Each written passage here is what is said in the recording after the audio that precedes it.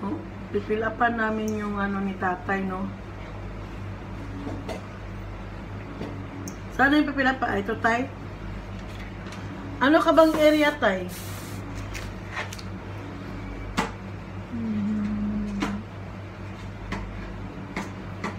Area. Group. Andali lang. Journey. Pahingin ang ano mo ng civil ID mo.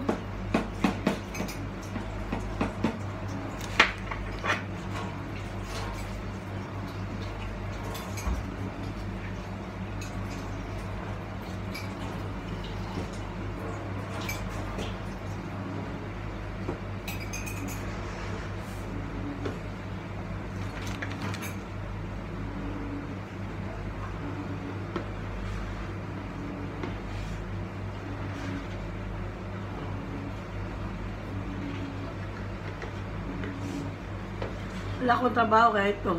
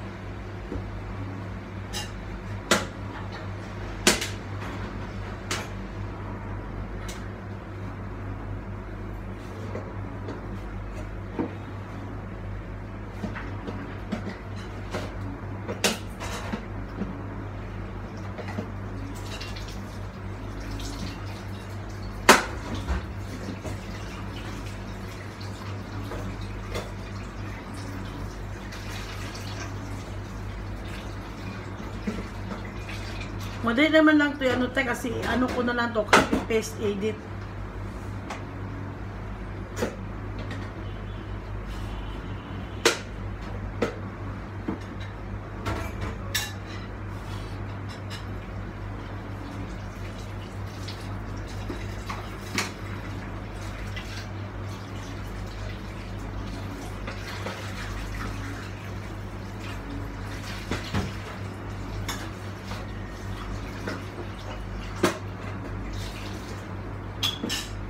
Dapat ang contact number tayo sa ibabaw para makita. So, gagawan kita ng email address na pala, tay. Tay, gagawan kita ng email address.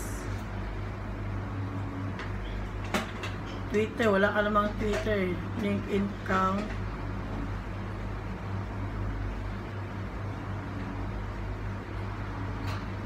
Twitter, Insta, LinkedIn account. Tay, pwede naman sa bill ID mo.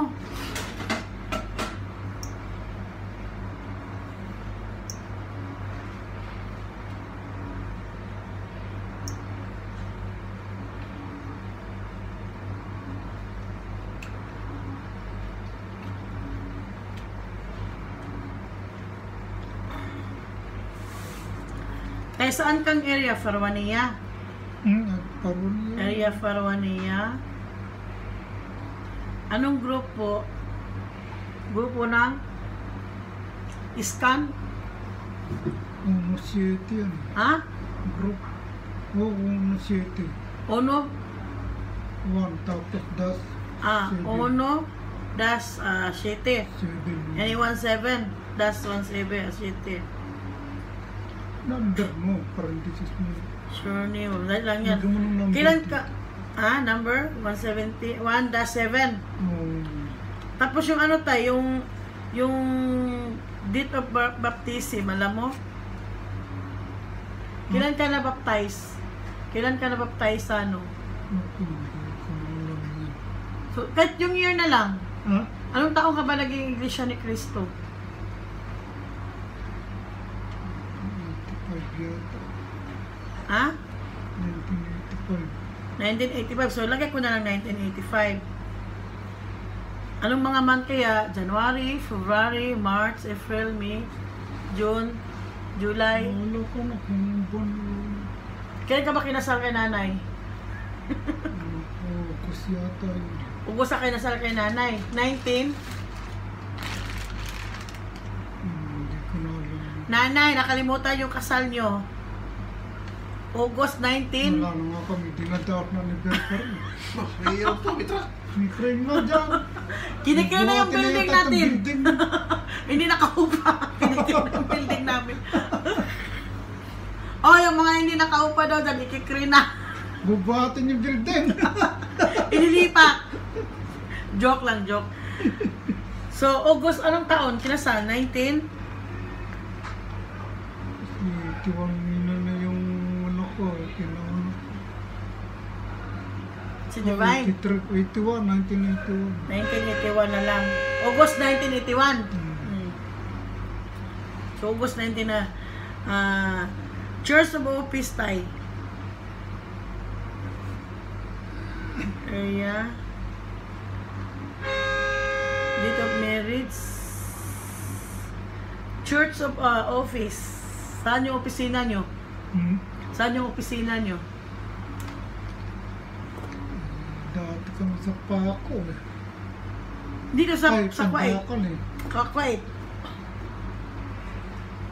Sa Kuwait, may Church of Office kayo dito. Ay pa yan, parang yan. Faronia. Pag sa Pilipinas, Ay, ilagay mo na yung Bacoor, Cavite. Bacoor, Cavite. Hmm. Wala namang nilagay. Nilagyan ko na lang Pilipinas o tsaka ano, Kuwait. Kasi ano eh, Kuwait, Philippines. Tapos, sinong CFO? CFO. Hmm? CFO. CFO. Ano?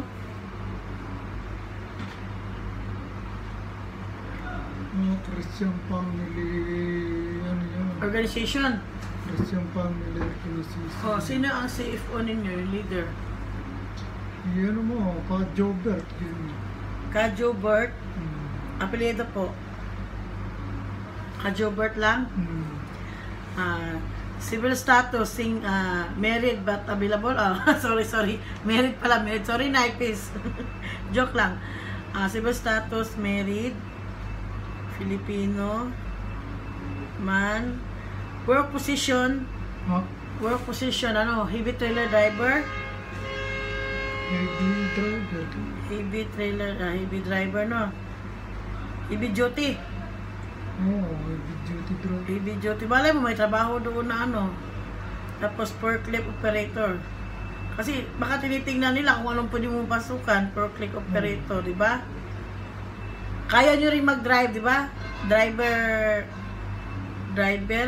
heavy duty driver, forklift operator. Oh, lagay pa natin yung cream. Oh, Wag na. hindi, ba't operator? Understood na naman. Basta heavy, no? Oh, yan. Ngayon, work position. Saan yung address nyo, tay? Sa Alrisani? Dito, Alin sa trabaho mo? ano, yung pangalan pa? Oh, sige, pangalan. Alrisani. Alrisani. Alrisani Company. Construction, no? Construction Company. Saan banda tay? Sulay Bikat. Sulay Bikat. Anong branch? Saan kayo dito banda sa ano? Yan, basta nandun ang opisina namin. O Sulay Bikat, pero saan kayo tatrabaho banda? Itong ano, Road 85, Swick. Road 85, Schweik. Yung destination ninyo. Destination yan eh, no? Anong address sa Cavite, tay? Cavite. Talaba. Ayan kami ni tatay, oh. Kaway-kaway naman, tay. Makakarating to sa Pilipinas, tay. YouTube. So, si tatay, no, 1985 pa siya nung nabautismuhan siya bilang Iglesia ni Cristo. So, tinutulungan ko lang si tatay dahil syempre, alam mo naman, yung mga mata natin, matang lawin na, no? Magkakailat tayo, yung mata nagiging lawin, eh. So, ano yun? Ano yung address sa ano tayo? Pilipinas. Talabas City. Talaba City. Bacoor, Cavite. Bacoor, Cavite. Yun lang, Philippines. Alam po ninyo, si Tatay Umpong, inaanak niya kami sa kasal, so ninong ko po siya. Pero bago pa po ako kinasal, magkakilala na kami ni Tatay noong 2010 pa, so yun, nagkakikilanlan, nakabag-anak pala kami, yung gano'n, mga origin, so kaya, andito yan si Ika, kumaga, kung may mga problema kami, doon kami lumalapit kay Tatay. So, ngayon, sa walang Panginoon, nagkasama rin kami sa bahay for almost 9 years na ganyan-ganyan. O, ngayon, dito na siya sa bahay ngayon, may ano na siya dyan. Ayun yung mansion niya. Hindi pala yung dorm. Yan, makikita yung pintuan. Si Tatay, nag-iisa lang ho siya dyan. Okay? So ngayon, pinipilapan po namin to kasi yun po ang ano ng sa iglesia para malaman yung ano nila, yung status nila, or malay mo, may mga, siyempre at least makikita kung ano yung ano, magbibigay ng grasya, no? Kasi alam naman natin ngayon, na kahit 15 years ka pa sa Kuwait, na nagtatrabaho, OFW ka, kahit saan mang mundo, pag hindi ka terminated, kahit no work, no pay ka, 2 months na ngayon, hindi ka kasama sa ayuda ng gobyerno, which is 10,000 kigi, 10,000 piso, $200, no? Na ibibigay ng ayuda, pero hindi pala makakaabil ang mga OFW, no? Only yung terminate lang talaga sa trabaho. So, wala tayong choice. Diba? Ilang taon na tayo? 15 years? Sa Kuwait lang, ha? 15 years sa Kuwait. 15 years sa Saudi. So, 30 years. Imagine 30 years. Ngayon, nagka-pandemic sa Kuwait. Lahat naman, di naman yata sa ano lang, Kuwait, no? Pilipinas, Kuwait, buong mundo naka-pandemic, ha? So, di ba isipin mo yun? No work, no pay? For 30 years, na ambag niya sa gobyerno natin, na nag-abroad siya, yung kalahati ng life niya dito sa abroad, pero no choice, di ba? Nung una, natuwa kami kasi syempre, naka-post kasi doon na, may ayuda ang gobyerno para sa mga OFW. Dapat sa susunod po, no, pakiusap lang namin sa, lalo na dyan sa Pulo Uwa, pag may mga ganong bagay, huwag nyo agad ipopost kasi kami mga OFW, lalo na katulad namin ng mga no work, no pay, yung utak namin nasisira na, di ba, di pala kami kasali, bakit dapat, huwag nyo i-post na may ayuda ang gobyerno para sa OFW. Dapat pinupost ninyo, may ayuda ang gobyerno para sa terminate sa trabaho, para at least, hindi na kami aasa ng ganon. Kasi ang masama pa dyan, no, dito, wala na kaming makuhang ayuda dahil kahit no work, no pay, walang trabaho, walang sweldo, pero hindi naman kami terminate, suspended lang. So, yung pamilya namin sa Pinas, yung pintuan namin, hindi yan nakakasama, hindi yan nakaperma. Akala ko noon, nakaperma yung biyanan ko. Yung kapitbahay niya, nakaperma ng tatanggap ng 5 to 8K. Yung biyanan ko, hindi, dahil senior citizen, may 3 baby, ang nanay at tatay abroad. Pero no work, no pay dito nga po, ika nga eh. So, ano bang gagawin na lang natin? Nga. So, instead na makigera kami dyan sa ayuda na, sige, hayaan mo na lang. Maghanap na lang kami ng remedy dito. Sa awa ng Panginoon kahit papano. Dapat yun na lang sana ang iniisip ng gobyerno, no? Ay, hindi pala ng gobyerno. Tingnan mo, may mga katulong nagtatrabaho sa bahay. Parang nahiya nga ako, chinachat ako, ate, baka wala ka nang makain. Talagang wala na akong makain, pero ayun. Gusto mo, ate, meron akong grocery dito, kunin mo na. Diba? Parang sa bahay nagtatrabaho yan, bisa 20. Ang sahod magkano lang? 120. Pero, nagbibigay ng ayuda sa mga bisa 80 na sa labas na naubusan din ng trabaho. Pero yung pamilya na sa Pinas, hindi rin nakakatanggap. Kasi katulong sa bahay ang nanay, may trabaho, may sahod yan, diba? Hindi man nila naisip magkano lang ang sahod ng kasambahay? 120 KD? mababa ang rate, 160, so nasa 18,000 lang. Tapos nag-share pa sila sa mga ano dito, nagbibigay ng ayuda. So ano bang expected namin? So hindi mo talaga maiwasan, magngangak nga kami dito, mga OFW. Kaya sa Pilipinas, makinig kayo dyan sa ano natin, gobyerno, ang swerte ninyo. May ayuda kayo galing sa gobyerno. May bigay kayong bigas dyan galing kay kapitan at mayor. Tapos hindi kayo makikisama. Wow ha, top 10. Top 1 pala. Atin na yung crown. Top 1 ang Pilipinas sa Asia ha, top 1. Bakit? Matigas ang ulo eh. Hindi nyo ba naisip na anytime mag-lapse na yung gobyerno natin? Wala, hindi na kaya ng... Kasi yung tatay natin, nag-ipon siya, no? Kahit anong gasto ng gobyerno, nag-ipon siya ng 2 billion, megit, more or less, kulang-kulang 3 billion yun, 300 billion, 200 billion, 7 plus something yung naipon. 200 billion, 275 billion ang naipon ng tatay natin. Ginanyan niya yan, oh, ganun siya kakaano. Oh, hindi niya kalain na, darating ngayon sa time na yung punto na napunta na doon. Nagamit na, ito na nga, lumabas na yun.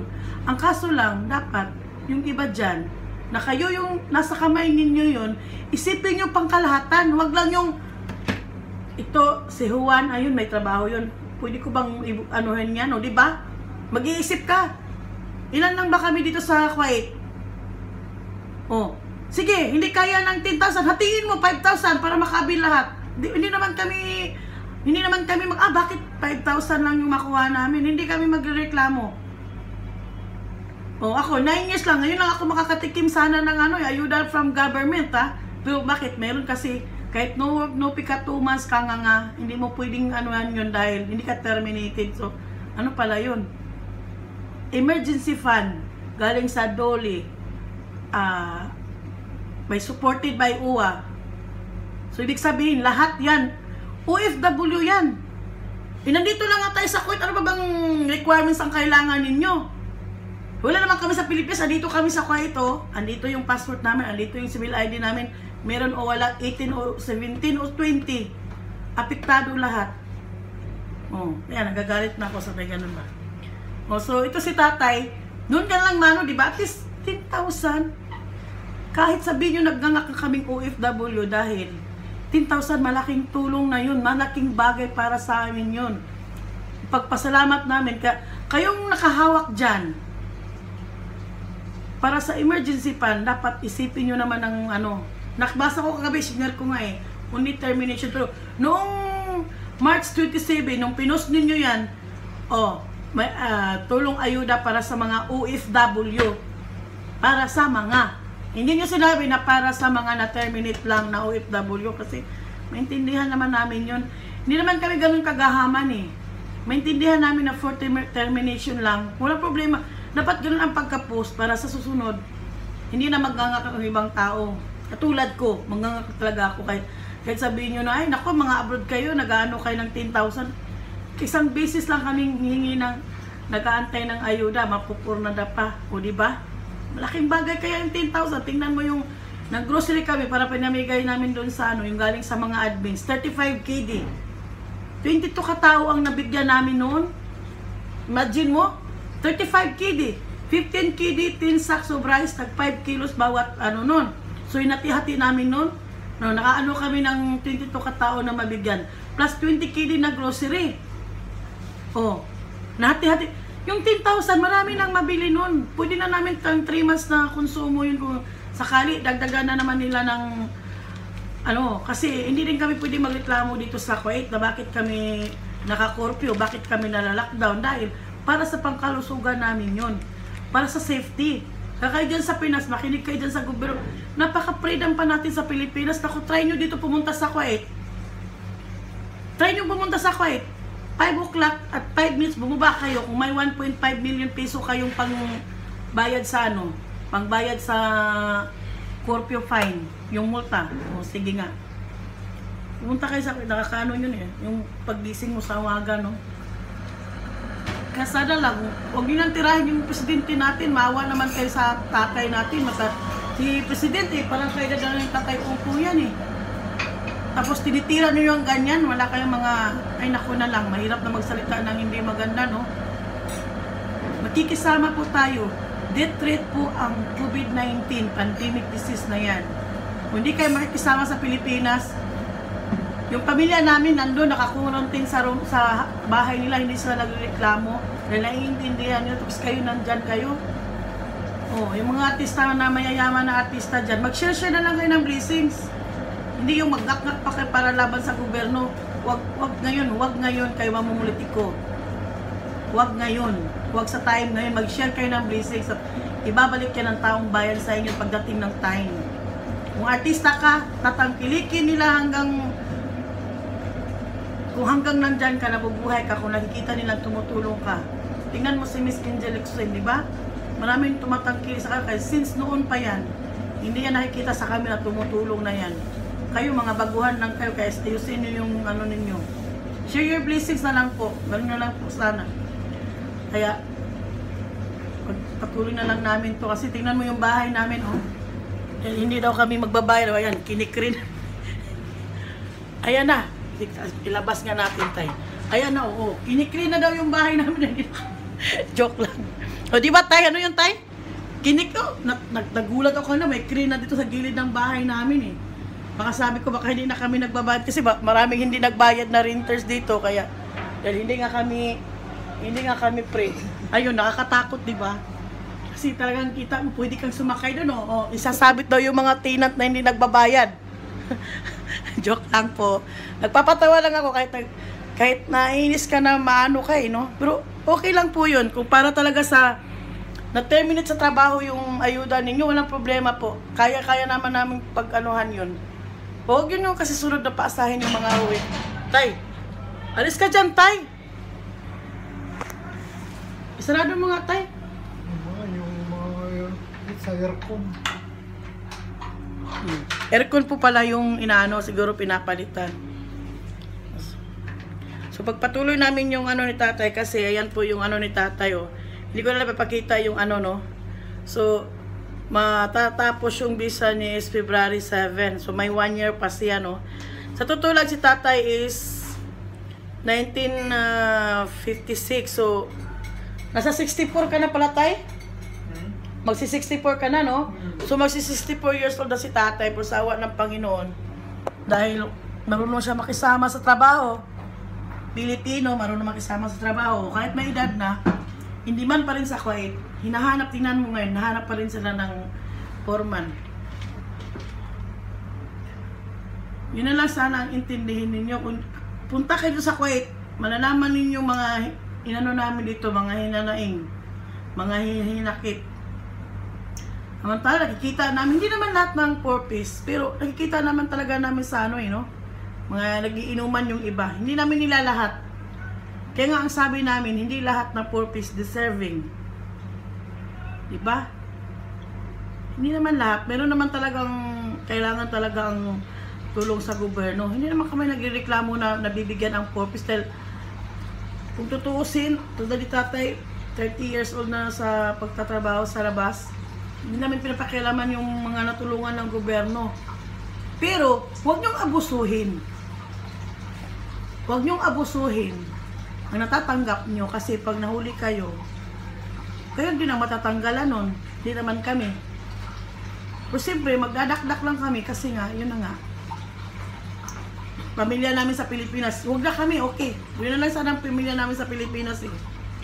Pero sa kanila ni Tatay Umpong, sa Cavite, huwag kayo mag-alala, naka-lockdown sila. Hindi na nila tinatanggap yung mga ayuda sa barangay nila kasi ganun din. Hindi din naman makakarating. Mas mabuti pang lockdown na lang daw yung pintuan nila. Sip pa, sip. Mas nangangailangan. Oh. Tsaka, salute talaga ako sa mga frontliners, no? Sa mga army natin dyan, sa mga kapulisan natin, sa mga nurses natin. Di ba kayo naawa sa kanila? Makinig naman po kayo. Tingnan mo, naging para talaga tayong pang Miss Universe sa ano, sa Asia, no? O baka naman next week niyan, hindi na tayo sa Asia, baka sa whole world na tayo. Oh, pagkatapos ng whole world, atin na naman ang crown kasi matitigas ang ulo niyo, eh. Sabi nga ni, ano yun, Queen Elizabeth, you have the best president ever. The Philippines have the best president. Pero the worst yung citizen, di ba? Parang naano rin ako doon. Citizen din ako. Naka-quarantine din kami, pati pamilya, di ba? Pag nadamay-damay na kami yung nagko-quarantine, kayo na ayaw nyo magpa-quarantine, hala, punta kayo doon sa may mga ano. Sige, papirmahin nyo na nga. Ganito na lang kaya, ano kaya? Gagawa na lang ng, mag-aamin na ng batas sa Pilipinas. Yung ayaw magpa-quarantine, sa bawat barangay, papirmahin ninyo na ito si Talpulano, ayaw magpapa-quarantine. So, ang gagawin doon, pipirma kayo na once na magkakaroon kayo ng sakit. Alam niyo yung lugar sa Palawan, yung walang nakakapunta doon kahit isa, doon na kayo itatapon. May lugar sa Palawan na ano sila, isolated place. Doon. Hanapin ko nga yung place na yun sa Palawan. Iwahig penal colony yata. Iwahig penal colony. Sasabihin ko, isasuggest ko sa gobyerno, yung mga matitigas ang ulo dyan, na ayaw magpa-quarantine, ayaw magpa-ano sa bahay, papirmahin sa barangay. Kasi di ba? Hayaan na sa labas. Once na maano sila, once na maging ano sila, maging PUI, maging active o maging na-infected sila ng COVID-19, hindi na sila gagamutin. Kasi, di ba gusto nila yan, choice nila. So, hindi sila gagamutin, dadamputin na lang sila at dadalhin sa iwahig, ano yung type? Iwahig penal colony. Yun. Para hindi kayo magdadagdag ng gagamutin ng gobyerno ng mga frontliners dyan. Maawa naman kayo ng mga doktor na marami ng... Ilan na ang doktor na namatay ngayon? 11 doctors na ang namatay. Matuto pa silang mga isda doon. Since na nag-umpisa ang COVID, 3 doktor yung pinost ko dati sa ano ko, na namatay sila. Yung 3 doktor na yun, hindi ko na lang pangalanan kasi parang masakit, nakakasakit, no? So, yun na lang, hindi nyo tinitingnan yung mga doctors natin. Yung mga nurses, mga health na ano, mga staff sa ospital, yung mga nagbibigay ng rasyon, yung mga pulis natin, nandyan sila, umaayuda sa gobyerno, tumutulong.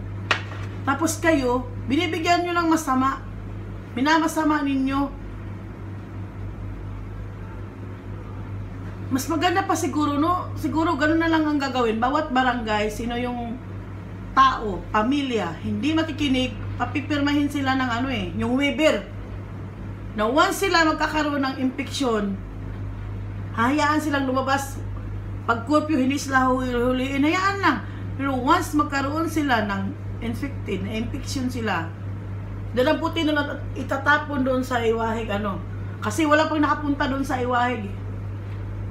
Kasi di ba matatapang kayo? Yung iwahig na yun, 100% matatapang yun. Ni wala ngang mga journalist doon, ni police, ni ano, hindi nakakapasok doon. Diyan pa lang sa himpapawid yung helicopter, dinatarget na, pinapana. Pinapana na sila. Diyan sa iwahig final colony? Iwahig penal colony. Iwahig penal colony dyan sa bandang Palawan. So siguro na search ninyo yan. Kahit ng dagat yan. Helicopter pa lang paparating doon. Tinatarget na nila ng pana yan, sinisibak na nila yan. So may ilan na ba ang na ano diyan na airplane sumabog, yung helicopter. Yung may nagpunta diyan na kasi gustong umano sa kanila, no? So hindi talaga sila panat. At so ngayon dahil, di ba, maano kayo matatapang? Diba? Yung matatapang dyan, na hindi nakikinig sa gobyerno, tayo Duterte, ito na lang. Papirmahin sila ng waiver, na once nagkaroon sila ng POI, kukunin na lang sila ng helicopter, itatapon doon. Doon sila, kung kaya nilang mag-survive doon sa iwahig, mas maganda yung gano'n na lang, kasi matitigas ang ulo Yung mga hindi nakikinig na, hindi na-infected na, uuwi sa bahay na infected yung pamilya nila na infected na diba? Hindi nila naisip yun. Tingnan mo ngayon, top 1. Sa'yo siya, Top 1, Pilipinas, top 1. May bagong programa. Lahat ng may sakit, yun na lang papayagan ng kalabas. Yung lahat ng nagkasakit ng yun, palabasin yan sa street. Oh, sige. Oh, sabihin ko, may PY ako. Oh, lapit kayo. Tingnan ko kung... Magkaalaman kung sino matigas ang ulo. Oh, magkaalaman na dyan kung sino talaga ang matigas. Katulad nung nakita ko, Tay, na tinali nila yung pinaka-entrance ng ano, dun sa barangay nila. Ngayon, magtatakbo sila, habulin sila ng barangay tanod. O ngayon, nagkakabalik-balik yung lasog-lasog yung ano, kasi pagtakbo mo, hindi mo alam na may, kasi madilim eh, no? O di, balik-tuwad yung mga tanod naman doon. O, tingnan mo. O, tama ba yun? Kabataan kayo, ha? Umano kayo sa gobyerno, sa barangay lang. Doon na lang sa barangay, nag-uumpisa. Kaya ngayon yung mga matitigas ng ulo, papirmahin ng waiver. Waiver ang katapat dyan. Pag nakuha kayo sa, ano, itatapo na dito sa iwahe kasi para wala nang, gano'n lang eh, no? Kasi wala din eh. Nauubos din tayo, nakakahawa na yung iba eh. At paano gawin ng Tatay Digong na paalala, kahit padalahan kayo dyan na kasi matitigas talaga. Number one, kasi talagang matigas ang ulo ng Pilipino eh, no? Oh. Idadaan ko sa joke ha, yung Amerikano, Japan, Chinese, Mexicano, France, Europe, Pilipinas, Pilipino, may contest daw. Kung sino daw yung mananalo, bibigyan ng 1 million. O, di ba? So, una nga yung tinatawag, Amerikano, ganun-ganun daw. Kasi, siyempre, 1 million eh. O, pumunta sa ring. Di ba yung mga ano, yung nag-ano tayo, yung wrestler? Ginanong-ganon niya yung ulo sa ano, doon sa ring. Ba, hindi nabasag. Pero, katagalan niya ganun, sumakit, umaray. Wala. Talo ng Amerika kasi hindi na niya nakayanan pag ganun-ganon niya sa ring. Kasi ginanon-ganon ang ulo kasi patigasan nga ng ulo eh. Sunod naman tinawag, Europe. Yung Europe, umakyat doon sa pinakataas ng ano, nag-dive.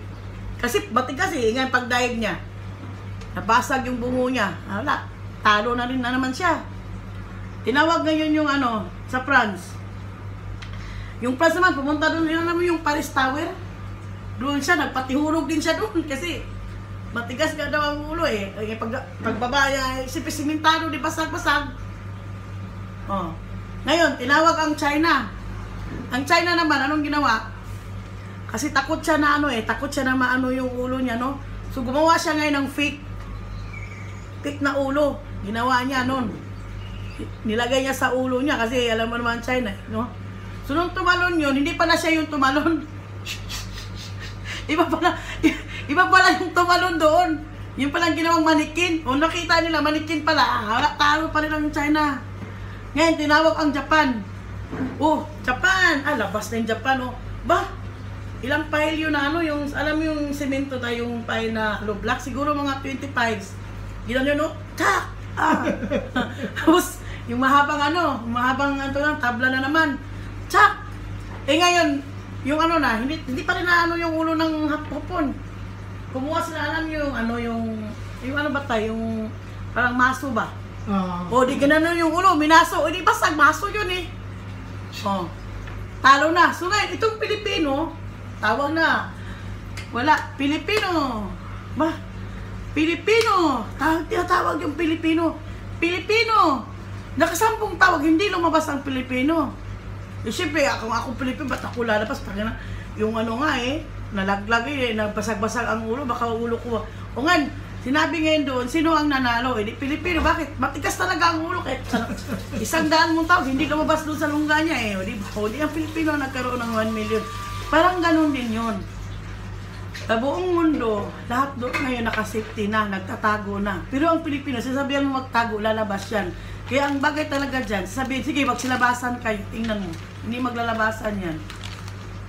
So ngayon, yung mga matitigas ang ulo dyan sa barangay, papipirmahin ng waiver, pag nagkasakit sila,